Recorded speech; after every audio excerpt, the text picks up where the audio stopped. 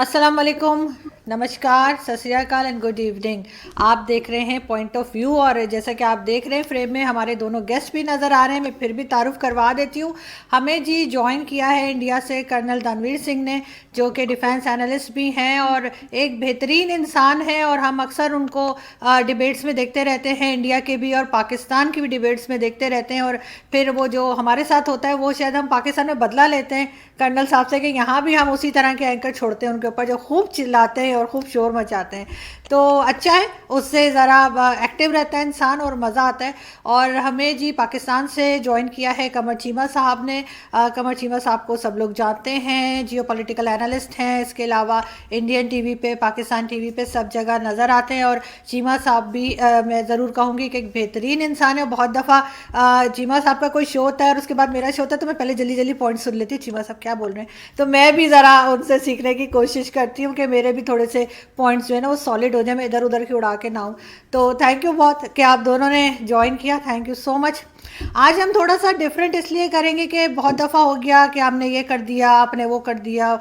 हम उससे थोड़ी सी आगे बढ़ के बात करते हैं। और मैं कर्नल साहब आपसे स्टार्ट लेना चाहूँगी कि एक फ़ौजी के तौर पे आप क्या समझते हैं, अगर इंडिया पाकिस्तान ये सब टेंशन ना होती जो कि सालों से चली आ रही है, तो दोनों मुल्क कहाँ तक तरक्की करते, किस फील्ड में काम कर सकते थे साथ में, और हम यूरोप के मुकाबले में कहाँ तक आगे बढ़ सकते थे, जो हम नहीं गए आगे और हमारी प्रोग्रेस एक जगह रुक गई है। चाहे आप माने या ना माने, लेकिन दोनों कंट्रीज़ एक दूसरे के अंदर इतना ज़्यादा इंटरफेयर करती हैं कि जिसकी वजह से एक प्रोग्रेस हमें रुकी हुई नज़र आती है, जो यूरोपियन कंट्रीज़ में हमें ऐसा नहीं लगता। चलिए, मतलब कि ये प्रोग्राम हमें ख्याली पुलाव बनाने वाला है, तो चलो फिर ख्याली पुलाव बनाते हैं। और अगर इस टाइप से होता कि हम दोनों बड़े अच्छे हमसाए की तरह रह रहे होते, तो इसमें तो कोई दो राय ही नहीं है। मतलब ये तो कोई इशू ही नहीं है कि हम में बहुत तरक्की होती। चार जंगें लड़नी है और प्रॉक्सी वॉर लड़ रहे हैं हम, और आप भी अपने मुल्क में इंटरनल सिचुएशन से डील कर रहे हैं। लाखों करोड़ों अरबों खरबों रुपया जो है दिफा पे बर्बाद हो रहा है, और इंसानी कीमती जाने जा रही हैं। और एजेंडा सेट करने के लिए दोनों तरफ से सोसाइटी को रेडिकलाइज करने में पूरा जोर लगता है, क्योंकि जब तक आदमी खूंखार नहीं होगा तब तक दूसरे की गर्दन पे कैसे छलांग मारेगा। तो खूंखार बनाने के लिए उसको बेवकूफ़ बनाया जाता है, कभी रिलीजन के नाम पे, कभी रीजन के नाम पे, कभी इलाके के नाम पे। और अच्छी दुकानें चल रही हैं जिनकी चल रही हैं, और आम आदमी मर रहा है। बिल्कुल ठीक कह रहे हैं आप, लेकिन इससे निकला जा सकता है, इस पे हम आगे बात करेंगे। लेकिन पहले मैं चीमा साहब की तरफ चलती हूँ। चीमा साहब, हम इंडियन टीवी पे जाते हैं, इंडियन पाकिस्तानी टीवी पे इंडियन पैनलिस्ट भी आजकल आ रहे हैं। बहुत दफ़ा ऐसा होता है, मैं स्पेशली इंडियन टीवी की बात ज़्यादा करूँगी यहाँ पे, क्योंकि हम लोग जाते हैं कि वो हमें जो हमारी कमज़ोरियाँ बता रहे होते हैं, जो गलतियाँ बता रहे होते हैं, बहुत दफ़ा वो ठीक कह रहे होते हैं, लेकिन क्योंकि हम डिफेंड करने गए होते हैं तो हम साफ मुकर जाते हैं। तो आपको नहीं लगता कहीं ना कहीं हमें उस चीज़ को पिक करके और उस गलती को अपनी सुधारना चाहिए, बजाय इसके कि हम साफ मना कर दें, चाहे वो हमारी माइनॉरिटीज़ की बात करते हैं, चाहे वो हमारे डिफेंस सिस्टम की बात करते हैं, या हमारी पॉलिटिकल जो भी हमारी पार्टीज़ आजकल हैं उनकी बात करते हैं। लेकिन हम, ठीक है, हम अपने मुल्क को डिफेंड करने गए होते हैं, हमारा काम है कि हम वहाँ पे करें, लेकिन फिर भी कहीं ना कहीं दिल में कभी ख्याल आता है कि नहीं, ये बात तो ये ठीक ही कह रहे हैं। तो उस चीज़ को लेके ऐसा करना चाहिए कि हमें अपनी अथॉरिटीज़ के पास जाना चाहिए, हमें कहना चाहिए कि इस चीज़ को आप ठीक करें, आपकी वजह से हम फंस जाते हैं जाके शोज़ के अंदर। तो लेकिन उससे हमारी कंट्री ही बेहतर होगी ना सर, वो तो चले। आप फिर बाद में मैं दिल में कहती भी हूँ, चीमा साहब और मैं शो में होता है, मैं कहती हूँ यार चीमा साहब ने बड़ी लंबी फेंकी है, सॉरी चीमा साहब, लेकिन फिर भी आप मुझे बताइए कि उस चीज़ को ठीक करना चाहिए या नहीं। देखें, जिनके शो में हम गए होते हैं वो पूरा घंटा फेंकते हैं, बीच में हम अगर 1.5 मिनट की फेंक दें तो कोई फर्क पड़ता है? कोई फर्क नहीं पड़ता। हमारी 1.5 मिनट की और वहाँ 45 मिनट की फेंकने को आप मुतबादल तो बराबर तो ना करार दे। अच्छा, बड़ा अहम इसमें पॉइंट है। देखिए, मुझे ऐसे लगता है कि 50-100 मीडिया स्टेशन के अलावा बहुत बड़ा इंडिया है, और पाकिस्तान में 60-70 मीडिया के अलावा बहुत बड़ा पाकिस्तान। वो इंडिया और वो पाकिस्तान जब तक बात नहीं ना करेंगे, मामला ठीक नहीं होंगे। सो हमें उस मीडिया, ये विशियस साइकिल है ना, हम उस विशियस साइकिल के अंदर हैं, और कुछ लोग ऐसे हैं जो उस विशियस साइकिल का फायदा उठा रहे हैं, उसके बेनिफिशियरी हैं। वो थोड़े लोग हैं, चंद एक दोनों तरफ से होंगे, बाकी तो बहुत बड़ा पाकिस्तान है भाई, और बहुत बड़ा इंडिया है। इंडिया है 130 करोड़, 35 करोड़ का इंडिया, 40 करोड़ का भाई। मैं तो उस इंडिया से बात करना चाहता हूं जो वॉइसलेस है, और आप भी उस पाकिस्तान से शायद बात करना चाहें जो वॉइसलेस है। तो इस चीज को छोड़ दें कि इससे बाहर भी एक दुनिया एग्जिस्ट करती है, वो बड़ी छोटी दुनिया है, और जो बात करना चाहते हैं, और मेरा ख्याल है कि उन बड़े थोड़े लोगों को जिनको आवाज मिलती है, और बहुत ज्यादा लोग जिनको आवाज नहीं मिलती। तो एक तो ये चैलेंज हो गया। दूसरा, मैं एक चीज समझता हूँ इंडियन मीडिया के हवाले से, यहाँ जो पाकिस्तान, मेरा ख्याल है बहुत ज्यादा मिसकंसेप्शन है पाकिस्तान के बारे में, कि जी वो स्टैब्लिशमेंट सारा कुछ करती है। मैं एक वीडियो बनाने वाला हूं कि इंडिया के अंदर, इंडिया में पाकिस्तान के बारे में क्या मिसकंसेप्शंस हैं और उनमें क्या रियलिटी है, मैं इस पर बात करना चाहता हूं। क्योंकि हम इंडियन पैनलिस्ट से बात कर करके एक एक हमें ऐसा लगता है कि इंडिया बिल्कुल एक और दुनिया में रहते हैं, जो समझते हैं कि पाकिस्तान शायद बिल्कुल एक जो है वो एक कोई ऐसी दुनिया है जहां पे हर चीज फौज करती है। भाई ऐसे नहीं है, अदारे हैं, अपना अपना काम करते हैं। हाँ, कोई अदारा ओवरलैप कर जाता है किसी चीज में, तो इसके ऊपर भी बात की जाए। मैं समझता हूं कि बात की जा सकती है। ऑल्टरनेट जो प्लेटफॉर्म्स हैं, यूट्यूब, फेसबुक, सोशल मीडिया, ये भी तो कनेक्ट करता हमें। आए इन पे बात करें, अगर अगर चांद एक लोगों ने हमें होस्टेज बना लिया, तो बात तो की जा सकती है। तो बात बिल्कुल तो हो ठीक। भी सकती कर्नल साहब, बिल्कुल जैसे चीमा साहब ने बात की, आपको लगता है कि मीडिया, दोनों तरफ का जो मीडिया है, जब हम उस पे, चाहे वो यूट्यूब चैनल्स हों, चाहे वो मेन स्ट्रीम चैनल्स हों, उस पे जब दोनों तरफ के पैनलिस्ट बात करते हैं, तो हमारी कोशिश होनी चाहिए कि कुछ लोग नज़दीक आएँ और इस तरह की टेंशन को हम कम कर सकें, या कम अज़ कम एक दूसरे की बात को अंडरस्टैंड कर सकें। अगर आपस में बातचीत नहीं थी जब इतनी ज़्यादा, तो हमें नहीं पता लगता था कि उस साइड पे भारत क्या सोच रहा है, या कोई इंडियन क्या हमारे बारे में सोच रहे हैं। ना ही उनको पता था कि हमारे यहाँ हर तरह के लोग हैं। बहुत से लोग ऐसे हैं जो बहुत ही मतलब नफरत से बात करेंगे, लेकिन बहुत से लोग ऐसे भी हैं जो भारत के लिए अच्छे अल्फाज इस्तेमाल करेंगे। तो आपको लगता है मीडिया का ख़ास रोल है, ख़ास इंपॉर्टेंस है, क्योंकि आपके तरफ के फ़ौजी भी टीवी पर आते हैं और हमारी तरफ की आर्मी मैन भी जो हैं वो टीवी पर आते हैं। तो ये दोनों कोई अच्छा इंप्रेशन छोड़ सकते हैं, कुछ बेहतर पिक्चर दिखा सकते हैं कि असल में भारत क्या है, और असल में पाकिस्तानी जो अवाम है या पब्लिक है वो कैसी है। इनफैक्ट मेरा ये ओपिनियन है कि अगर ये जो फौजी जो टेलीविजन पे आते हैं, दैट इंक्लूड्स मी आल्सो, मेरे ख्याल से ये सही नुमाइंदगी नहीं करते, क्योंकि ये इतने साल नौकरी करके आए होते हैं, और इनके जहन में और इनके कारकर्दगी में एक इस्टेब्लिशमेंट की छाप होती है। ये आवाम से उस तरीके से कभी कनेक्टेड नहीं होते, और जब ये टेलीविजन पे बात करते हैं तो मेरे ख्याल से उनमें उसमें कनेक्शन का, जो जमीन के कनेक्शन का एक अभाव होता है, एक डेफिशिएंसी होती है, ऐसा मेरा मानना है। सिवाय मिलिट्री मैटर्स के मेरे ख्याल से और कोई अगर ये बात करते हैं, जब तक कि आपका तजर्बा ग्राउंड पे एज ए सिविलियन ज़्यादा ना हो जाए, तब तक आप वो बात नहीं कर सकते।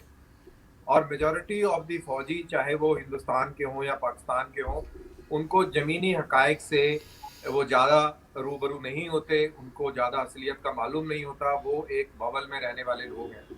तो उनसे वो एग्जैक्ट आपको पैरामीटर्स इस्टेब्लिश हो जाए, ये मैं नहीं मानता। और मेरे को 8 साल हो गए टेलीविज़न के अंदर ये डिबेट्स करते हुए और वगैरह वगैरह, और 8 ही साल हो गए मेरे को सिविल में मज़ा लेते हुए। तो मेरा ये अंडरस्टैंडिंग है कि जो आम लोग हैं, जो पब्लिक है, वो वैसे नहीं सोचती जैसे मैं सोचता हूँ। और जहाँ तक पब्लिक का सवाल है, वो ये टेलीविज़न डिबेट्स को ज़्यादा संजीदा तौर पे भी नहीं लेती। ये आज की तारीख की, मैं हिंदुस्तान की बात बता रहा हूँ, पहले की बात नहीं कर रहा, आज से 4-5 साल पहले की। आज की तारीख में ये शाम का एक बहुत ही अच्छा एंटरटेनमेंट प्रोग्राम होता है, जिसके अंदर एक तरफ चीमा साहब होते हैं, एक तरफ हम होते हैं, और बल्ले बल्ले लाला लाला चक दे चल रहा होता है काम। समझ में किसी को कुछ नहीं आ रहा होता है, लेकिन अगर स्क्रीन टूट के बाहर निकल आए तो एक दूसरे को पता नहीं कितनी चपेड़ों चपेड़ी हो जाए। तो बस यही एक एंटरटेनमेंट है, बहुत अच्छा टाइम पास हो जाता है आधा घंटा। और अपना चलो भाई, फिर दिन खत्म हो गया, फिर सो गए, फिर अगले दिन सब भूल जाते हैं, फिर शाम होती है, फिर देखते हैं कहाँ पे सर्कस चला हुआ है, तो उधर सर्कस देखने लग जाते हैं या कुछ और।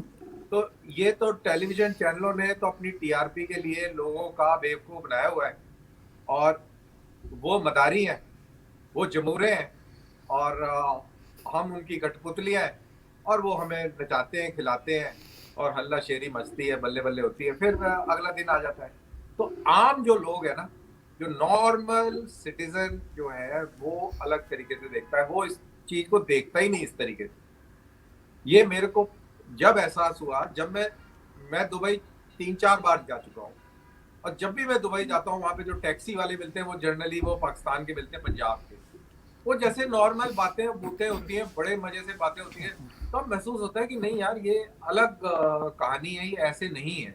और बड़ी रिस्पेक्टफुली वो ट्रीट करते हैं, जब उनको पता लगता है कि आप इंडिया से हैं, तो वो बड़ा रिस्पेक्टफुली आपसे बर्ताव करते हैं, और अच्छा है, मतलब कि या उनके रेस्टोरेंट में चले जाइए आप, या कुछ हो, तो एक मुख्तलिफ वो है। और अगर आप पाकिस्तानी जो इंडियंस के साथ जब इंटरेक्ट करते हैं, तो वहाँ भी बहुत अच्छी तरीके से इंटरेक्शन होता है। तो वो that is the reality, let me tell you. जो चीमा साहब कह रहे हैं कि जब अनहर्ड इंडिया जो है या अनहर्ड पाकिस्तान है, जब ये एक दूसरे से बात करेगा, तब वो यही तो सारा झगड़ा है।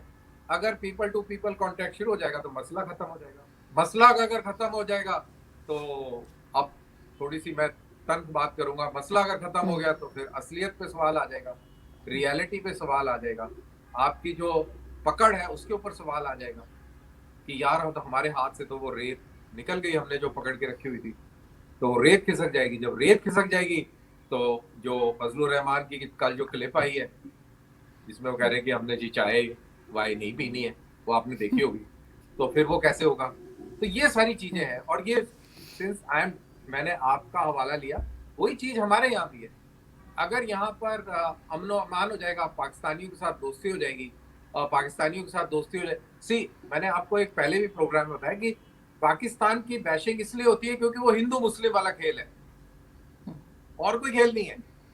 अगर आप पाकिस्तान से दोस्ती कर लेंगे तो मतलब कि हिंदू मुस्लिम इशू खत्म हो गया, और दोस्ती करना कोई मुश्किल काम नहीं है। जो हमारे जो फ्रेंड्स हैं वो तो दुनिया भर के मुसलमान हैं, एक दूसरे के घरों में आना जाना, बैठना उठना, पार्टी पुर्टी, अल्लाह गुल्ला, मस्ती मौज, पता ही नहीं लगता कि कौन मुसलमान है और कौन हिंदू है। मेरे तो किराएदार 2 मुसलमान हैं, तो बड़ा ख्याल रखते हैं मेरी मदर का। तो मैं ये आपको बताने की कोशिश कर रहा हूँ, तो नीचे लेवल पे नहीं है, लेकिन अगर बड़े पैमाने पर ये अगर हो गया, तो जो सियासतदान है, जो हमारी तरफ की, मैं अपनी तरफ की, आपकी तरफ की तो मैंने कर दी पापा जोन से, जो हमारी तरफ की जो सियासत है वो खतरे में आ जाएगी लोगों के, और फिर सारा दुकान बंद हो जाएगी। तो सारा खेल उस दुकान का है जो हमारे यहाँ और आपके यहाँ चला रहे हैं, मुख्तलिफ चेहरों से वो दुकानें चल रही हैं, और बस चले जा रही हैं। बिल्कुल ठीक। चीमा साहब, आपने बात सुनी, लेकिन साथ ही मैं इससे पहले कि आपका कमेंट लूँ, मैं ये कहूँगी कि तल्ख बात भी होनी चाहिए। अगर कोई हमारी कमज़ोरी या दूसरे की कमज़ोरी नहीं बताएंगे तो फिर उसके ऊपर काम कैसे होगा। तो आपके ख्याल से कोई हर्ज नहीं है अगर हम तल्ख बात भी करते हैं, लेकिन उसको भी अगर कोई एक्सेप्ट करे अपने दिल में, तो हमें पता होता है ना कि क्या चल रहा है।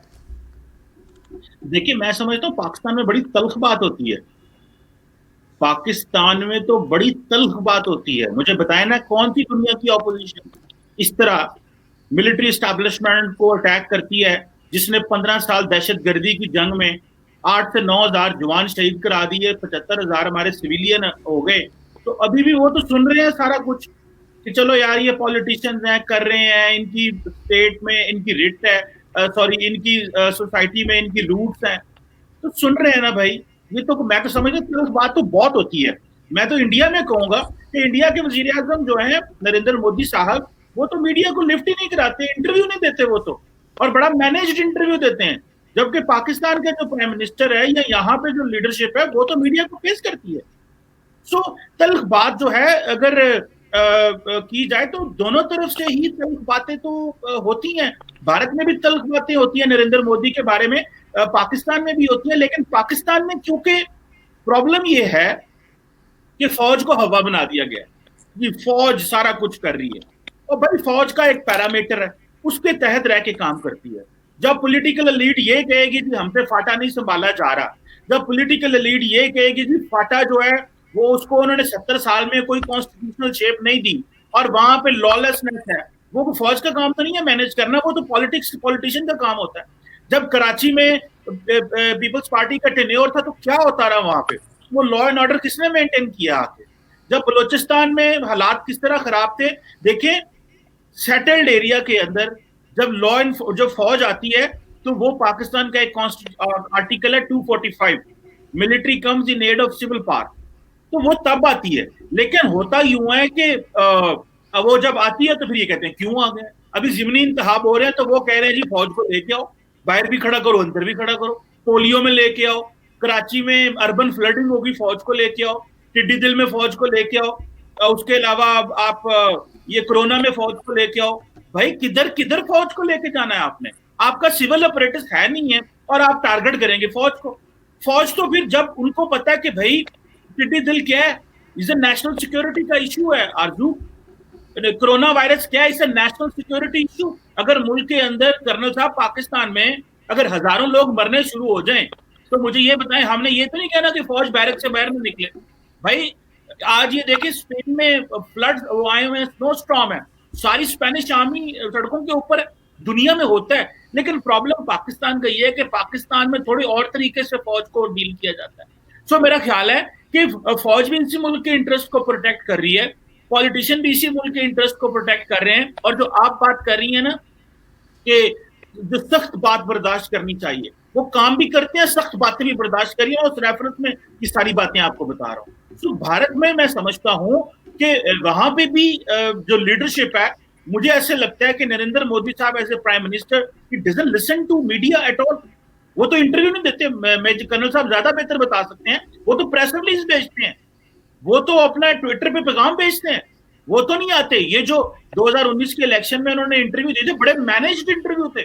पाकिस्तान के प्राइम मिनिस्टर को तो मीडिया रोल देता है, बड़ा बड़ा सख्त सवाल करता है, और ऑपोजिशन को भी। तो मेरा ख्याल है कि सख्त बातें पाकिस्तान में बहुत होती हैं आरजू, मैं इस बात को मानने को तैयार नहीं हूं। हाँ, सख्त बातें बहुत होती हैं, लेकिन कोई एंटी स्टेट एजेंडा नहीं होना चाहिए। एंटी स्टेट देखिए, अगर ट्रंप ने एंटी स्टेट काम किया है तो सारा अमेरिका उसके खिलाफ खड़ा हो गया। देखिए एक होती है, मैं एक छोटी सी आखिरी बात कर लूं। पाकिस्तान में दो चीजों को मेरा ख्याल है हमें समझ होनी चाहिए, हमें समझ नहीं है। एक होती है हुकूमत, दूसरी होती है रियासत। हुकूमत को जितना मर्जी टारगेट करें बिकॉज वो लोगों से होके आई और लोगों को वोट लेके आई। जो रियासत होती है वो परमानेंट है, रियासत परमानेंट होती है। आप रियासत को टच करेंगे, रियासत के कॉन्टोर्स पे हमला करेंगे, उसकी बेस पे हमला करेंगे, तो जाहिर बात है कि फिर कौन आपको बर्दाश्त करेगा। अमेरिका में रियासत पे हमला हुआ तो सारे खड़े हो गए, अगर इंडिया में कोई रियासत के उस पर बात करेगा तो सारे खड़े हो जाएंगे। सो यहाँ पे भी जो रियासत के खिलाफ बात करते हैं उनके खिलाफ खड़ा होना जरूरी है, बोलना भी जरूरी है, सरकार को जो मर्जी किया। सबसे पहले चीमा साहब, मैं ये नहीं कह रही थी कि फ़ौज की बात नहीं कर रही थी, मैं गवर्नमेंट की भी बात कर रही थी कि अगर गवर्नमेंट के किसी काम को क्रिटिसाइज़ किया जाता है, अगर वो इंडियन मीडिया करे या कोई भी करे, तो उस पे हम उन्हें डिफेंड कर रहे होते हैं, चाहे वो गलती हो हमारी हुकूमत की फिर भी। और जहाँ तक आप इंटरव्यू की बात कर रहे हैं, तो हमारे प्राइम मिनिस्टर हों चाहे इंडिया के हों, अपने मर्जी के, अपने पसंद के जर्नलिस्ट, अपने पसंद के एंकर्स को ही इंटरव्यू देते हैं। और वो इंटरव्यूज़ आप भी जानते हैं कौन सा एंकर गया है। अगर हम इमरान खान साहब को देख लें, जो कि उनसे सख्त बात कर सकता हो या उनसे उल्टा टेढ़ा सवाल कर सकता हो, रऊफ़ कलासरा नहीं, सलीम साफ़ी नहीं, कौन ऐसा है, या आसमा शराजी, किसी का नाम बता दें, तलत हुसैन, जिसको उन्होंने आने दिया हो। लेकिन अपनी पसंद के इंटरव्यूज़ यहाँ भी चलते हैं और अपनी पसंद के इंटरव्यूज़ वहाँ भी चलते हैं। जी कर्नल साहब। हाँ, मैं बिल्कुल, आप जो आप कह रहे हैं वो बिल्कुल सही कह रहे हैं। और मैं चीमा साहब की दो बातें मैं इनका जवाब दूंगा। इन्होंने एक बोला नरेंद्र मोदी जो है स्टेज मैनेज्ड, इनका मतलब यही था, if I am not wrong, stage manage interview देते हैं, सिलेक्टिव, पसंदीदा एंकर को या पसंदीदा माहौल में नरेंद्र मोदी जो है वो इंटरव्यू देते हैं, इसमें कोई शक नहीं है। ये एक बहुत बड़ी कमी है नरेंद्र मोदी की कि वो इंटरव्यू जो है, इंटरव्यू कहूँ कि आप प्रेस कॉन्फ्रेंस नहीं करते हैं। इसकी बहुत लोगों ने मजम्मत करी है। As a good democracy, the head of the state has to come forward and talk to media. Media से वो बात नहीं करते हैं। मेरे ख्याल से जिस तरीके से उनको करनी चाहिए वो नहीं करते हैं। मेरे ख्याल से ये बहुत बहुत बड़ा ड्रॉबैक है। ये एक्सेप्टेड है, इसमें कोई शर्माने की बात नहीं है। और नरेंद्र मोदी कोई मेरे रिश्तेदार भी नहीं लग रहे हैं जो कि मैं उसको इस चीज में डिफेंड करूं। हाँ, इसमें कोई इशू नहीं है, मेरे को कोई इशू नहीं है बिल्कुल भी। अब जहां तक कमर चीमा साहब का पाकिस्तान की फौज के बारे में इन्होंने बात कही, तो मैं कमर चीमा की बात से पूरी बात में सहमत हूँ कि सैलाब आ जाए, टिड्डी दल का हमला हो जाए, कहीं लॉ एंड ऑर्डर इशू ज्यादा तगड़ा हो जाए, वगैरह वगैरह वगैरह, वहाँ फौज को तलब कर लिया जाता है under aid to civil authority. बिल्कुल हमारे यहाँ भी, चाहे वो कॉमनवेल्थ गेम में एक पुल टूट जाए, या बॉम्बे में एक ब्रिज टूट जाए, या कहीं थोड़ा सा पानी खड़ा हो जाए, या कहीं रोड टूट जाए, जो भी कुछ हो जाए वहां पे फौज को तलब कर लिया जाता है। और अभी कोरोना के अंदर भी वैक्सीनेशन के लिए भी बातें हो रही हैं कि शायद मिलिट्री जो एस्टेब्लिशमेंट्स हैं उनका इस्तेमाल हो। तो ये होता है और ये लेजिटिमेट है। ये एक गवर्नमेंट के पास में एक टूल होता है। आफ्टर ऑल कोई अपने मुल्क की फौज है, वो इन चीजों में बिल्कुल हेल्प करेगी और बिल्कुल करेगी, इसमें कोई डाउट नहीं। चीमा साहब से मैं 100% सहमत हूँ। लेकिन जहां पर मैं सहमत नहीं हूं वो ये है कि पाकिस्तान की फौज को जब घसीटा जाता है डिबेट्स में, डिस्कशन में, वो इसलिए नहीं घसीटा जाता कि उन्होंने शहादतें कम दी हैं या उन्होंने अपने मुल्क के लिए कुर्बानी कम दी है। उन्होंने पूरी दी होगी, बिल्कुल। चीमा साहब ज्यादा अच्छी तरह जानते हैं, आप ज्यादा अच्छी तरह जानती हैं। लेकिन जब वो रियासत की सियासत में मुदाखलत करते हैं तब वहां पे प्रॉब्लम होती है। जब वो एक पॉलिटिकल पार्टी की तरह खड़े हो जाते हैं तब प्रॉब्लम होती है। अब जो आपके फजलुर रहमान ने जो कहानी कही, जब डीजी आईएसपीआर ने कहा कि भाई आप आए, आपको चाय पिलाएंगे, तो उन्होंने बोला कि आप हमें चाय पिलाएंगे, खुद पापा जोन्स के पिज्जा खाएंगे। तो इसका मतलब क्या हुआ? ये मखौल वाली बात है, लेकिन इसका एक लार्जर मतलब क्या हुआ? जो चीमा साहब कहते हैं कि इंडिया में लोगों को एक परसेप्शन है, तो अब मेरे को, जब मैंने फजलुर रहमान का ये क्लिप देखा तो मेरा क्या परसेप्शन बना? मेरा परसेप्शन यही तो बनेगा ना कि यार पिज्जा का लिंक वो जनरल असीम बाजवा के साथ में था और करप्शन के चार्ज थे, और जो सिक्योरिटी ऑफ पाकिस्तान की जो वो रिपोर्ट है 278 पेजेस की, उसके अंदर 1.8 बिलियन यूएस डॉलर्स का घोटाला बताया गया है। तो ये सारी चीजें जब कनेक्ट करता है आदमी, तो फिर then Pakistan army is party to corruption, it is party to the politics, जिसकी मुखालफत ये पीडीएम की पार्टियां कर रही हैं। तो वो भी एक पॉलिटिकल और एक बड़ा एक मसला बना हुआ है पाकिस्तान में। ये एलिगेशन है कि ये जो इमरान खान साहब है ये फौज में सिलेक्ट किया हुआ है। अब फौज की बड़ी चलती है पाकिस्तान में। पाकिस्तान के जो डायनेमिक्स है, आप 47 से लेकर आज तक की हिस्ट्री पढ़ लें कि किस तरीके से पाकिस्तान आर्मी ने एक मेजर रोल पॉलिटिक्स में प्ले किया है। ये आप डिनाई नहीं कर सकते। और इसी इशू के वजह से एक परसेप्शन बना है। This is the perception, and perception ये कैसे तोड़ा जाएगा? ये पाकिस्तानी खुद तोड़ेंगे, पाकिस्तान की फौज तोड़ेगी, पाकिस्तान की आवाम तोड़ेगी, पाकिस्तान के लीडरान तोड़ेंगे। ये आपकी जिम्मेवारी है। जी चीमा साहब, लेकिन हमारे यहाँ चीमा साहब बहुत दफ़ा जो है वो फौजी हुकूमतें भी रही हैं, इस वजह से भी हमारी तरफ उंगली उठती है। मगर आपको क्या लगता है कि ये जो सिविल गवर्नमेंट्स आती हैं, इनसे क्यों सब चीज़ें हैंडल नहीं होती कि बार बार फौज को आवाज़ देते हैं और फिर फौज पक्की आ जाती है हमारे यहाँ? तो देखिए, मैं समझता हूँ कि वो जमाना चला गया जब कभी फौज आई, बहुत हो गया। ये बहुत बड़ी रियलाइजेशन है आर्मी के अंदर भी। जो मुशर्रफ ने किया, जो पहले हुआ, ये दोबारा कभी भी नहीं होने वाला। मैं आपको बता रहा हूं, मैं बड़ी ऑथेंटिसिटी से बात कर रहा हूँ। एक बात।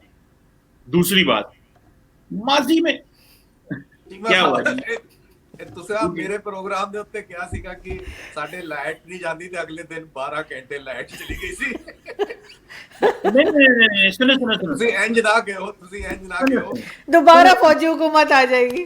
सुने सुने सुने सुने चीमा साहब जो कहते हैं उसका उल्टा होता है, इसका मतलब है। सुन लो मेरी भी बात सुनो। आई एम सॉरी चीमा साहब, मैं आपको डिस्टर्ब किया। मैं नहीं ऐसे नहीं लाइटर वे में बात नहीं नहीं, कोई मसला नहीं, कोई मसला आप नहीं। आप प्लीज जारी रहे। देखिए पहली बात तो ये है कि दो चीजें हैं, एक है सिस्टम में बिजली ना होना और एक है सिस्टम का ट्रिप कर जाना, दो अलग चीजें हैं। मैं क्या सी सिस्टम में जो बिजली है, मैं ये नहीं सी कहा कि किसी को बेवकूफ बंदा बैठा होया तो ध्यान ना रखिए मशीन दा, समझ लो गल को। नहीं और जिन्हें ध्यान नहीं रखा बिजली क्यों ना दिया, कल तो गई बिजली, इस तो क्यों नहीं गई कि भाईजान बिजली को नहीं सी पीछे, मेरी गल थी। मैं उतना ही ਤੁਹਾਡੀ मैं I was just pulling your leg. ना ना ना, कोई मसला नहीं, कोई मसला। देखिए फौज जो है ना, फौज पाकिस्तान की, देखो मैं समझता ये हूं कि पाकिस्तान की आर्मी के अंदर बड़ी रियलाइजेशन है कि जो माजी में हुआ उसका में नुकसान हुआ। और मैं एक बात बताऊं, फौज ने बड़ी रेपुटेशन है पाकिस्तान की। देखिए एक ही जो अदारा है पाकिस्तान में जिसकी इज्जत है, फ्रैंकली स्पीकिंग, पॉलिटिशियन ने तो पार्लियामेंट की तबाही उतार के रख दी है पाकिस्तान में। इमरान खान साहब भी वैसे ही हैं जैसे बाकी थे। बट एनी हो, कमिंग टू द वेरी इसके बड़ा इंपॉर्टेंट पॉइंट है, मुझे ऐसे लगता है कि अगर पॉलिटिशियंस ने, देखिए सिविलियन सुप्रीमेसी जो है ना आरजू, ये बड़ी अहम है और ये चाहिए पाकिस्तान में सिविलियन सुप्रीमेसी। लेकिन सिविलियन सुप्रीमेसी 4 साल 5 साल की गेम नहीं है। ये पाकिस्तान के पॉलिटिशियन को लगता है कि मैं 1 करोड़ 70 लाख या 2 करोड़ वोट लेके आया हूं तो मैं हर चीज को अपनी मर्जी से चला दूं, ऐसे नहीं होता। देखिए एस्टैब्लिशमेंट किसे कहते हैं, ये फौज होती है, उसकी एक इंस्टीट्यूशनल मेमोरी होती है। मैं आज दिन अगले दिन कौन के शो में बात कर रहा था, वो जो इंस्टीट्यूशनल मेमोरी है ना, वो आर्मी की है, वो आर्म फोर्सेस की है, वो पार्लियामेंट की नहीं है। अनफॉर्चुनेट होना तो यही चाहिए था कि पार्लियामेंट की होती। सो पाकिस्तान में जो आर्मी है वो, उसकी एक इंस्टीट्यूशनल मेमोरी है, वो चीजों को बड़े अच्छे तरीके से चलाती है। अगर पॉलिटिकल क्लास सिविलियन सुप्रीमेसी चाहती है तो उसके लिए गुड गवर्नेंस चाहिए, डिलीवर करना पड़ेगा। उसके लिए फिर ये नहीं है कि आपकी सिविलियन सरकार जो है कराची में 5 साल पीपल्स पार्टी के टेन्योर में 7,000 10,000 बंदा मर जाए क्योंकि वहां पीपल्स पार्टी पीएम जो और एथनिक मसले हैं, एएनपी के और बहुत सारे मसले थे, और वो आराम से बैठे हुए चुप करके बैठे रहो, जो होता है होने दो। लॉ एंड ऑर्डर, देखिए आपको इकोनॉमी चलानी है तो आपको उसके लिए लॉ एंड ऑर्डर मेंटेन करना है। इकोनॉमी तब चलती है, पॉलिटिकल स्टेबिलिटी होगी मुल्क के अंदर। हमें यहाँ पे देखना है कि जो सिविलियन गवर्नमेंट है उनको अगर सिविलियन सुप्रीमेसी चाहिए तो लॉ एंड ऑर्डर बेहतर करें, गुड गवर्नेंस लेके आए, अदारे रोबस्ट बनाए, आप पैसा जनरेट करें। ये क्या तरीका हुआ कि इलेक्शन लड़ने से 5 साल 2 साल 3 साल पहले कर्जे ले जाओ डेवलपमेंट कराई जाओ। भाई ऐसे थोड़ी डेवलपमेंट होती है। गो के इसमें कोई शक नहीं है कि पूरी दुनिया में डेवलपमेंट कर्जों पे लेके होती है, इसका ये नहीं है। लेकिन आपके देखें, आप उतने कर्जे लेते हैं कि आपकी 5 रुपए इनकम है तो आप 7 कर्जे ले लें। ये तो नहीं है 5 रुपए इनकम और 100 कर्जे ले लो। और जो रेवेन्यू जनरेट करना है वो भी। और देखिए ये दुनिया का कहां का असूल है कि आप पैसा उधार लेते हैं सूद देने के लिए, मतलब एक तो है इंटरेस्ट दे रहे हैं, एक है सूद देने के लिए भी उधार लेते हैं। ये कौन सी अक्ल है भाई? ये देखे भी, ये कॉमन पॉलिटिकल कॉन्शियस होना चाहिए इस रियासत के लीडरशिप का कि भाई हमने मुल्क को आगे लेके जाना है। ये इतने शॉर्ट टर्म प्लान्स बनाते हैं और उसमें पीएमएलएन हो, पीपल्स पार्टी, कर्जे ले लेके उन्होंने तबाही उतार दी है। अब वो अगर इमरान खान आया है, वो कहता है भाई डेवलपमेंट, पहले 2 मिनट ठहर दो, डेवलपमेंट वो कर रही है जो बाहर से पैसा आएगा। ये जो लोकल डेवलपमेंट है इसको अभी उसने रोका हुआ है और उसके अपने लोग उससे बड़े तंग हैं कि भाई अगला हम इलेक्शन हार जाएंगे, कुछ 2 पैसे हम जाके कॉन्स्टिट्यूंसी में लगाएं। पुराने 70 साल के तरीकेकार ही बड़े डिफरेंट है।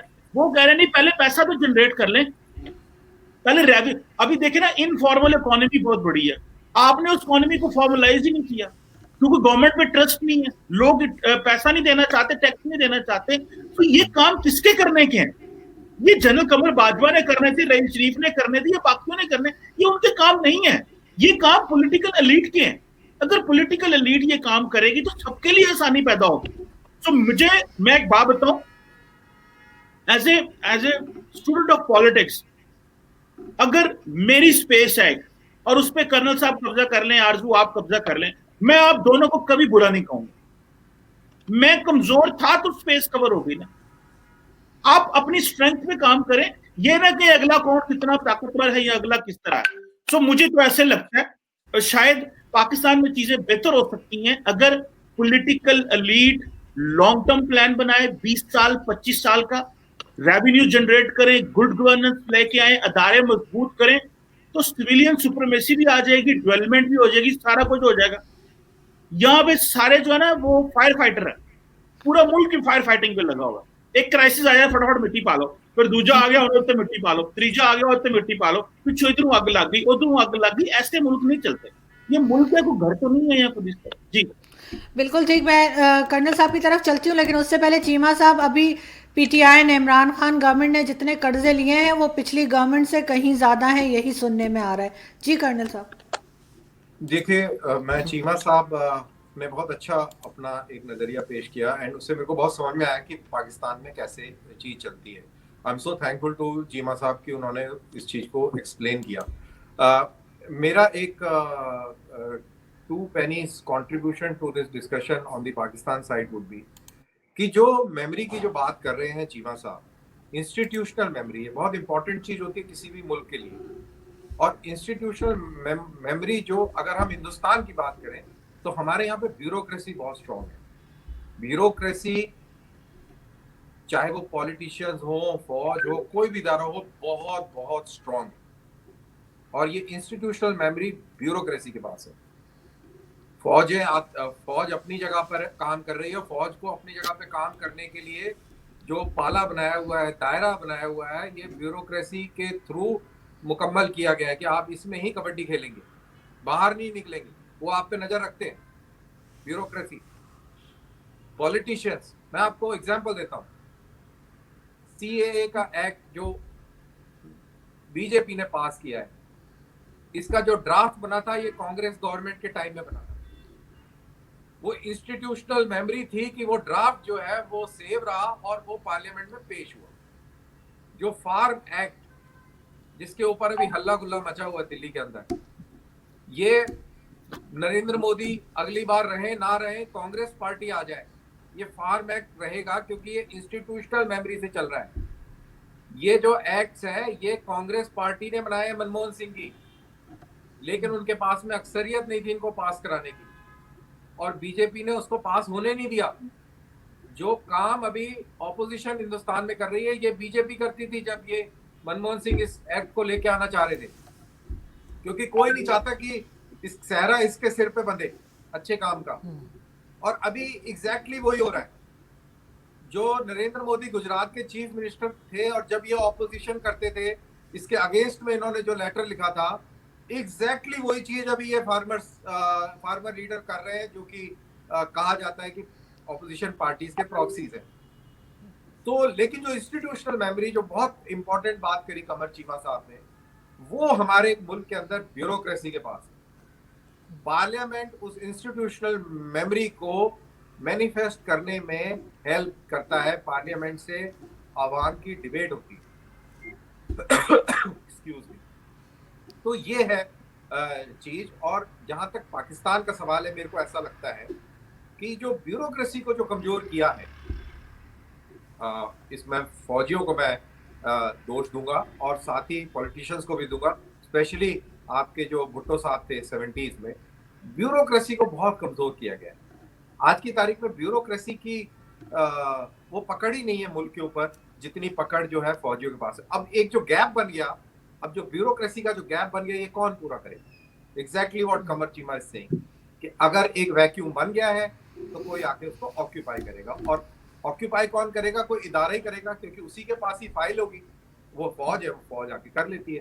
तो ये जो चीज है, इसके अंदर मेरे को ऐसा लगता है कि पाकिस्तान के अंदर सारे पॉलिटिशियंस जो है, irrespective of political divide, all the institutions सब मिलके बैठे और पाकिस्तान को दोबारा से रिन्यू करने की बातें करें कि कैसे हम इस मुल्क को दोबारा से खड़ा करें। क्योंकि पिछले 70 साल से जो एक्सपेरिमेंट कर रहे हैं वो कहीं ना कहीं, सॉरी आप लोग बुरा ना माने, कहीं ना कहीं गलत हो रहा है। तो उस चीज को चेंज करने के लिए आपको बैठना पड़ेगा सबको, रादर देन एनआरकी फैलाने के। सब बैठ के और बात करें, डिस्कस करें चाहे साल लगे, 2 साल लगे, और उसके बाद में come to a conclusion as a national consensus. ये होना चाहिए, इसमें आम लोग जो है वो भी शामिल हो, everybody should be part of it. That is what I think is missing in Pakistan. बिल्कुल ठीक। चीमा साहब, लास्ट में आपकी तरफ लास्ट कमेंट के लिए अब जा रही हूँ, पहले आप और फिर कर्नल साहब। मुझे ये बताइए कि जब हम इंडियन मीडिया पे जाते हैं या हम इंडियन ट्विटर या कुछ भी देखते हैं, ख़ासतौर पे मीडिया, जब वो कोई पाकिस्तान की बुराई करता है या पाकिस्तान की कमज़ोरी बताता है, उसमें से कौन सी ऐसी चीज़ है जो आपको लगा कि हाँ ये बात ये ठीक कह रहे हैं और हमें इस पे काम करना चाहिए? अगर हम मुझसे पूछें तो जब वो माइनॉरिटीज़ की बात करते हैं हमारे यहाँ की, तो वो बिल्कुल ठीक कह रहे होते हैं और हमारे यहाँ बहुत गलत हो रहा होता है और हमें उस पर काम करना चाहिए। आपके ख्याल से ऐसी कौन सी बात है जिसको सुन के आपको ये लगा कि हाँ इसमें काम होने की ज़रूरत है? देखिए, इसमें दो चीजें। पहली बात है, जो मैं स्पेशल मेमोरी की बात कर रहा था वो मैं आर्मी के हवाले से फॉर इंडिया की बात कर रहा था। और जो पॉलिटिशियंस का प्रॉब्लम है, that is a problem of capability and resources. ना कैपेबिलिटी है ना रिसोर्सेज है, जिसकी वजह से भी बहुत सारी चीजें आउटसोर्स हो जाती है। बट एनी हाउ, आपने जो सवाल किया उस पर आ जाए। आपने कहा कि इंडियंस क्या, मुझे ऐसे लगता है कि वो जो चीजें हाईलाइट करते हैं, ये नहीं होता कि फॉर एग्जाम्पल माइनॉरिटीज को ले लें, मिस रिपोर्ट किया जाता है बहुत सारी चीजों को। मिसाल के तौर पर जब जो था एनआरसी और जो था क्या उसको बोलते हैं, एंड जो थी क्या नाम, उसका मुझे आर्टिकल भूल गया नाम उसका। हाँ जी, एनसीए जो था वो, उसको जब सी डबल ए जब उसको रिप्रेजेंट किया जा रहा था, अमित शाह ने पार्लियामेंट में कहा, तो उन्होंने कहा जी 24% माइनॉरिटीज थी पाकिस्तान में। That was factually incorrect. मैं आपको रिसोर्सेज देता हूं। अच्छा, ये 1951 की सेंसस जो पाकिस्तान में हुई, उस वक्त ईस्ट पाकिस्तान और वेस्ट पाकिस्तान इकट्ठे थे। इन दोनों की जो 1951 की सेंसस है, उस वक्त पाकिस्तान और ईस्ट पाकिस्तान, वेस्ट पाकिस्तान यानी कि बांग्लादेश और पाकिस्तान में 14% के करीब माइनॉरिटीज। तो एक तो मिस रिपोर्टिंग, और फिर जब दोबारा चीजें हुई तो यानी कि 24% नहीं थी माइनॉरिटी, 14% ईस्ट पाकिस्तान और वेस्ट पाकिस्तान में। अच्छा, दूसरा, एक तो फैक्चुअली इनकरेक्ट है। दूसरा ये है कि अगर कई दफा पाकिस्तान के हवाले से बात होती है तो मुझे पता है कि ज्यादती होती है। I understand. For example, Hindu तो जिस लोकेलिटी में रहता हूं मैं, वो नहीं ज्यादा सिंध में रहते हैं। मैं क्रिश्चियंस के हवाले से जानता हूं, प्रॉब्लम्स हैं।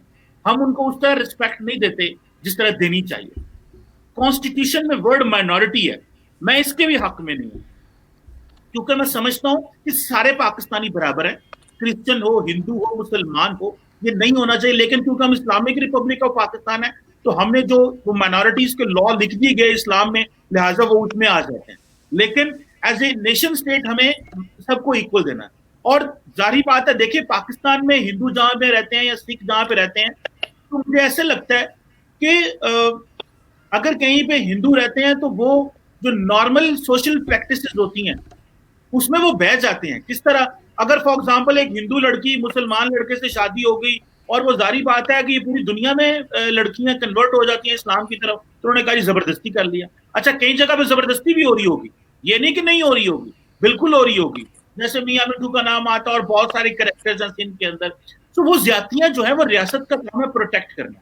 सो मुझे लगता है कि कहीं पे कोई पाकिस्तान के अंदर स्ट्रक्चरली, फंडामेंटली रियासत ने कोई माइनॉरिटीज को उनके लिए प्रॉब्लम क्रिएट नहीं की। लेकिन अगर इंडिविजुअली कहां पे हो रहा है तो उसको प्रॉपर जस्टिस देना रियासत का काम, वहां पे आके फॉल्ट आता है, जो मैं समझता हूं हमें एक तो ये चीज हो गई।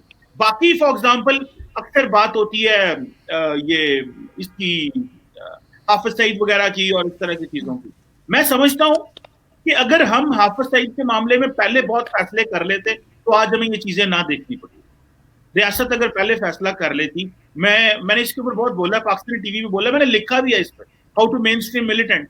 पूरी दुनिया में मिलिटेंट मेन स्ट्रीम हुआ है, तो पाकिस्तान में अगर हो जाएंगे तो क्या क़यामत आ जाएगी। ये वही तालिबान है जिनके साथ माइक पोम्पियो दोहा में बैठा है, इन्हीं को पहले फंड करते थे, फिर इन्हीं को मारा, फिर इनसे मार खाई और फिर बैठे नाल। ये कोई बहुत बड़ी बात नहीं है, ऐसी ही है, ऐसी ही। और क्या हुआ, यही तारीख है, यही तारीख है। तो अगर तालिबान को हम मेन स्ट्रीम कर लेंगे या हाफिज सईद लोगों को मेन स्ट्रीम कर लेंगे तो क्या हो जाएगा। आज इंडिया ने दहशत गर्दी का नाम लेके इन सबको उसमें डाल के FATF हो आके अभी हमें हुआ कि हमें ये करना चाहिए। तो मुझे ऐसा लगता है हमें बहुत सारी चीजें वक्त से पहले कर लेनी चाहिए, हमने लेट की हैं, और बहुत सारी चीजों में लॉज मौजूद हैं, स्ट्रक्चरली कोई प्रॉब्लम नहीं है। हाँ, कहीं पे ज्यादती हो रही होती है, उसको अगर लॉ प्रॉपरली इंप्लीमेंट हो जाए तो शायद मसला भी हल हो। बिल्कुल ठीक। इसी तरीके से कर्नल साहब, आपका लास्ट कमेंट कि आप क्या समझते हैं अगर पाकिस्तानी मीडिया कोई बात करता है इंडिया के बारे में, कोई ऐसी चीज़ जो आपको लगा हो कि ये ठीक ही कह रहे हैं और इसके ऊपर काम होना चाहिए? बिल्कुल, ऐसी कई चीजें होती हैं, जैसे स्पेशली मैं इस के बड़े विरोध में था जिस तरीके से अमित शाह ने पार्लियामेंट में CA के दौरान एक इस तरीके का परसेप्शन डेवलप किया कि ये एंटी मुस्लिम है। उन्होंने बोला कि सारे धर्मों के नाम लिए और मुस्लिम्स का नाम नहीं लिया, और मैंने इसके वीडियो भी बनाए, मेरे यूट्यूब पे भी एक अपलोड होगा CA के ऊपर मेरा वीडियो है। तो बिल्कुल इसमें कोई शक नहीं है, किसी भी माइनॉरिटी को ऐसी फीलिंग नहीं आनी चाहिए कि वो थ्रेटेंड है और या वो निगलेक्टेड है और एक कॉर्नर हो रहा है। बस चीमा साहब से मैं एक ही सवाल पूछना चाहूँगा आखिर में चलते चलते, कि चीमा साहब ने कहा कि दुनिया भर में जो लाइट हो गई, कर्नल साहब की लाइट कैसे चली गई, ब्लैकआउट कैसे हो गया? कैसी तुसी कल साहब देखियो अल्लाह फाड़ लिया था।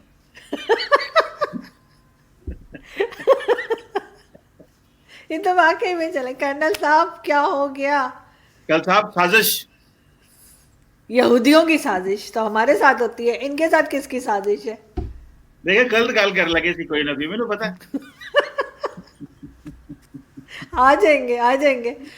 सिर्फ वो कैमरा उड़ा है, नाम तो है उनका, मतलब प्रेम में तो है। देखे हमें पहले ही पता होता है कि किधर साजिश होने वाली है, हम देख लिया हमने। सही बात है, हम भी यहाँ से पढ़ के फूंक देते हैं ना, हमने भी कुछ पढ़ के फूंक। मेरा ख्याल है वो ड्रॉप कर गए हैं। We can wait for a moment, अगर इफ यू वांट। बिल्कुल बिल्कुल, हाँ वो अभी ज्वाइन कर लेंगे हमें। लेकिन चीमा साहब, माइनॉरिटीज के अलावा भी बहुत सी चीज़ें ऐसी हैं जिसको कि हमें हमारे इंडियन मीडिया के जो दोस्त हैं, अब तो मैं दोस्त ही कहूँगी इतने दिन में, अब ऐसा लगता है कि जैसे दोस्त हैं, बाद में हंस हंस बोल रहे होते हैं हम लोग और उधर ऐसा लगता है खून पी जाएंगे। तो उसके अलावा भी कोई बात होगी, कोई ना कोई हमारी गवर्नमेंट की तरफ से, ख़ास तौर पे हमारे मिनिस्टर्स के अजीब अजीब से जो स्टेटमेंट्स होते हैं उसके ऊपर भी वो लोग बात करते हैं, जैसे शेख रशीद साहब हो गए, और इसी तरीके से अभी जुल्फी बुखारी साहब ने बड़ा अजीब सा स्टेटमेंट दिया था, तो वो भी वो ठीक ही कह रहे थे। क्या कहेंगे आप?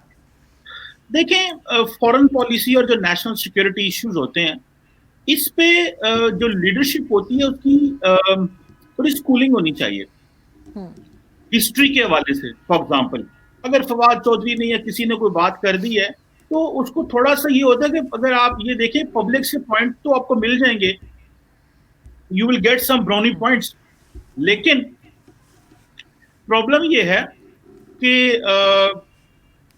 आपको अगर हिस्ट्री का थोड़ा अंदाजा कर लें या थोड़ी फॉरेन पॉलिसी पे पढ़ लें, इसीलिए मैं कहता हूं कि जो फॉरेन पॉलिसी इश्यूज होते हैं, नेशनल सिक्योरिटी इश्यूज हैं, वहां पे जो इनको इंटरनेशनल रिलेशंस पढ़ना चाहिए। थोड़ी सी स्टेटमेंट और देनी थी, दे कुछ और दी, बात वो जो कर रहे थे वो सही कर रहे थे लेकिन उसका रेफरेंस गलत दे दिया।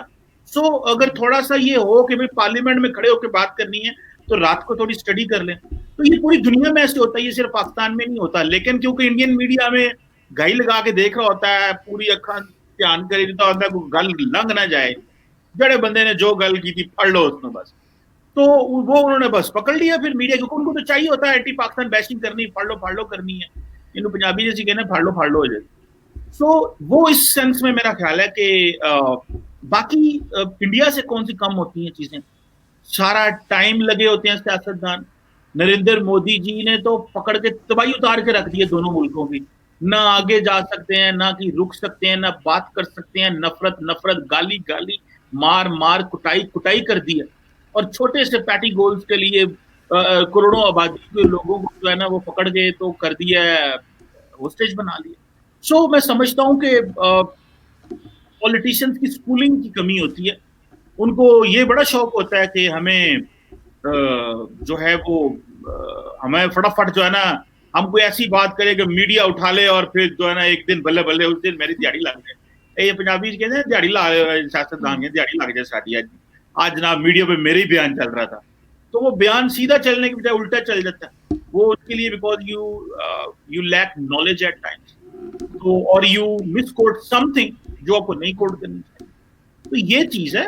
जैसे नरेंद्र मोदी साहब ने वो कैमरे की बात कर दी, तो पता नहीं मेरे पास किस दौर में कैमरा था, वो पता नहीं, उस वक्त कैमरा दुनिया में शायद आया ही नहीं था, या क्या वो मुझे पूछती बात। कल साहब लाइट चल गई थोड़ी, कर्ण ओ साडी लाइट चली गई महाराज ले अल्लाह फड़े तेनू, अल्लाह फड़े तेनू, गल्ला करदे साडी लाइटां ਦੀਆਂ। ਇਹਨੂੰ ਕਹਿੰਦੇ ਕਿ ਨਜ਼ਰ ਲੱਗਣੀ ਹੈ ਪੜੋਸੀ ਦੀ। ਇਹ ਤੇ ਤੁਹਾਨੂੰ ਮੈਂ ਕਹਿੰਦਾ, ਤੁਸੀਂ ਜਿਹੜੇ ਇੰਡੀਅਨਸ ਹੋ ਨਾ, ਤੁਸੀਂ ਉਹ ਸੁਪੀਰੀਅਰਿਟੀ ਕੰਪਲੈਕਸ 'ਚ ਵੜ ਗਏ ਹੋ। ਅਸੀਂ ਸਭ ਨੂੰ 12 ਮਿੰਟ ਵੀ ਨਹੀਂ ਲੱਗੇ ਵੀਰੇ, ਆ ਗਈ ਲਾਈਟ। आप लोगों ने बहुत मजाक उड़ाया था हमारा, जो हमारा हुआ था ना ब्रेकडाउन हुआ था जो, तो उसका बहुत ਗੱਲ ਸੁਣੋ, ਭਾਵੇਂ 12 ਮਿੰਟ ਨਹੀਂ ਨਾ ਲੱਗੇ, ਪਰ ਤੁਹਾਡਾ ਕੜਾਕਾ ਕੱਢ ਗਈ ਏ। अब कर देंगे चलो कोई नहीं, आज तो हाँ जीत गए फिर। चलो जी जी जी कर्नल साहब, आपका लास्ट कमेंट था जी। अभी हम ये रिकॉर्ड कर रहे हैं। जी जी बिल्कुल, हमने बंद नहीं किया, बात कीजिए आप। वो तेरी खैर, तो ओके, चेक 1 2 3 पैच। तो ये जो मैं आखिर में सिर्फ चीमा साहब से एक सवाल पूछूंगा, और वो सवाल मेरा चीमा साहब से उस बात पर होगा, जैसे चीमा साहब ने कहा कि पूरी दुनिया में जो लड़कियां हैं उनको प्यार हो जाता है और फिर वो इस्लाम कबूल कर लेती हैं। तो क्या सिर्फ गैर मुसलमान लड़कियों को ही प्यार होता है और मुसलमान लड़कों को ही गैर मुसलमान लड़कियों से प्यार होता है, या दूसरा भी उल्टा भी होता है? ये मैं पूछना चाहता हूँ। और पाकिस्तान के अंदर ऐसा क्या है कि अनमैरिड लड़कियों को ही इस्लाम की तरफ खिंचाव महसूस होता है, और जो मैरिड औरतें हैं या 40 साल से ऊपर की हैं उनको क्यों नहीं इस्लाम की तरफ खिंचाव होता? ये मैंने सवाल बेसिकली इसलिए पूछा है कि देखिए, आप इस चीज को डिनाई नहीं कर सकते। प्यार हो गया और फिर शादी हो गई, एक वो अलग एंगल है, लेकिन अगवा करके और जबरन निकाह पढ़ा के और इस्लाम कबूल कराना, ये कोई अक्लमंदी का काम नहीं है। ये किसी सिविलाइज्ड कंट्री का काम नहीं है। और यार प्यार तो कहीं भी कुछ किसी भी उसमें हो सकता है, वो तो खैर दूसरी चीज है। बट जिस चीज को रेफर कर रहे हैं वो हम ये कह रहे हैं जो मैंने अभी आपको बोला। मैं इसको थोड़ा सा जवाब दे दूं। जी जी जी जी। देखिए, पहली बात तो ये है, मैं इसको छोटा सा जवाब दे दूं। पहली बात तो ये है कि हर मजहब को हक है कि वो अपनी तबलीग करे। हिंदू, सिख, ईसाई, जो भी मजहब है, इस्लाम, सबको हक है। हमारे मजहब में भी ये हक है कि तबलीग करनी चाहिए, इस्लाम फैलना चाहिए। इसी तरह हिंदू मजहब में यहूदी को नहीं फैलाते इस्लाम, वो नई लोगों को यहूदी बनाते। अच्छा, एक बात। अच्छा, पाकिस्तान में ये है कि ये सिर्फ पाकिस्तान में नहीं है, ऐसे साहब, पूरी दुनिया में आप देख लें, इस्लाम सबसे ज्यादा तेजी में मजहब जो फैल रहा है वो इस्लाम है। आप इसको आप नहीं है, आप ना हो, कोई नहीं है वो ना हो। मैं फैक्ट की बात कर रहा हूँ, वो यूरोप हो, अमेरिका हो, कहीं भी हो, सिर्फ पाकिस्तान की बात नहीं हो रही। एक बात। दूसरी है कि अगर पाकिस्तान में, सिंपल सी बात है, मैं इस बात को मानने को तैयार नहीं हूं कि पाकिस्तान में कोई किसी को जबरदस्ती हिंदू से या सिख से या ईसाई से मुसलमान कर ले और कानून खमोच रहे और उससे शादी भी कर ले। ऐसे मुमकिन ही नहीं है। एक दो केसेस में अगर कहीं पे कुछ हुआ, देखिए पूरी दुनिया करोड़ों लोग बसते हैं, कहीं पे भी वाकयात तो हो ही जाते हैं। भारत में आपको बड़े बड़े अजीब वाकयात मिल जाएंगे, पाकिस्तान में भी आपको वाकयात मिल जाएंगे, लेकिन रियासत पैटर्नेज नहीं करती। रियासत नहीं कह सकती कि ये बंदा नॉन मुस्लिम है, इसको मुस्लिम करके शादियां करो, इजाजत है, ये कर दो, वो कर दो। हमारे फेडरल भी लेजिस्लेशन है, हमारे प्रोविंशियल असेंबलियों में भी लेजिस्लेशन है, और हर बंदे के राइट्स प्रोटेक्टेड है। हाँ, कहीं पे अगर हो गया है तो उसको प्रोटेक्ट नहीं करना चाहिए, उसको रिस्पेक्ट नहीं करना चाहिए, उसको डिस्करेज करना चाहिए, और उस बंदे को जिसने ये गलती की है जबरदस्ती इस तरह, उसको एज पर लॉ उसको सजा मिलनी चाहिए। चलिए, मियां मिट्टू को मेरा सलाम दीजिएगा, आजू जी और कमर चीमा जी। बाकी मेरी तरफ से तो हो गया। थैंक यू सो मच कि आप लोगों ने ज्वाइन किया। जाते जाते मैं सिर्फ इतना कहूँगी कि जैसे आप लोग दोनों दोस्त हैं, तो आई होप कि कोई भी माइंड नहीं करेगा कि वो हम लोग छोटे थे ना, तो कर्नल साहब एक कार्टून आया करता था, उसमें जब कुछ कोई गलत बात करता था तो नाक लंबा हो जाता था। तो चीमा साहब, आपका नाक अमेरिका पहुंच गया है। Thank you so much. Thank you so much यार, माइनॉरिटी पे ना फेंका करें, वो मैं नहीं सुनती। थैंक यू सो वो मच। आपकी मर्जी है। मैं तो देखिए, आपको एक अपनी राय है, मैं बात कर रहा हूँ कॉन्स्टिट्यूशनल फ्रेमवर्क से, कि यहाँ पे सिस्टमिक कोई ऐसा लॉ नहीं है कि जी आप किसी को कन्वर्ट कर लेंगे तो रियासत खामोश रहेगी। अगर कहीं पे जुल्म ज्यादती हो रहा है तो उसकी आवाज बुलंद करनी चाहिए। मैं खुद इसके खिलाफ हूँ कि किसी को लेकिन कन्वर्ट रियासत खामोश है सर, हमारी रियासत कुछ नहीं कर रही, और अभी नहीं, मैं नहीं काफी मानता, अरसे से नहीं सर। मैं ठीक नहीं है, बिल्कुल मानता। ठीक है। हाँ, मेरा लेनी जी। थैंक यू सो मच कि आप दोनों ने ज्वाइन किया, बहुत शुक्रिया, thank you so much, thank you. कीमा साहब